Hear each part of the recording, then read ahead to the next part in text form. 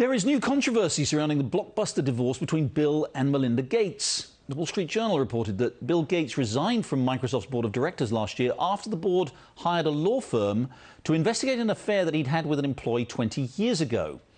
Plus, in a separate report ties Bill Gates to convicted sex offender Jeffrey Epstein. Well, so here now to talk about this is attorney Mercedes Colwin. She's a Fox contributor. Mercedes, thanks for joining us. Of course, my pleasure. So as I said, the Journal reported today that Microsoft hired a law firm to look into these allegations. The board considered it. It looks as though he resigned from the board before the board made any decision itself. What does this tell you about why would they hire a law firm, first of all? Why would this rise to such an important level? Well, that's a great point, because here's the issue. There were allegations that Bill Gates had a very long-term relationship, intimate relationship with an engineer at Microsoft. Of course, those allegations came to bear in some sort of lawyer letter by the individual that he allegedly had this affair with.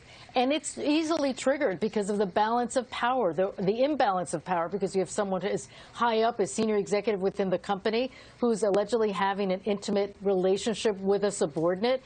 That raises the sirens go off, and immediately the board decides, and this is a very smart move by the board to have done so, to get an independent third party to come in and do an investigation. What is odd, and this is something that I haven't seen very often, is when the individual, Bill Gates, as you know, resigned from the board, allegedly, and it's been reported that it wasn't because of these allegations, but rather he resigned to be with his family in 2020. The fact that the board never completed the investigation, so therefore we don't really know if there has been some sort of determination whether there was inappropriate conduct between Bill Gates and this technician who allegedly had an affair with. That's very clear, and thanks for that. There are some intriguing strands, though, aren't there, Sure. around this? One of them is you've just talked about. What was the process by which the board, considered that evidence? The law firm presented the evidence. Gates resigned before that, and then there's the other story that's been around for the last week or so, which again the Journal broke, that Melinda Gates' decision to file for divorce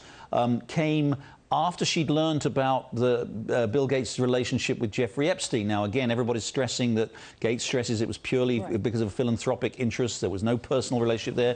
But that's kind of the timing. The timing in all this is key, isn't it?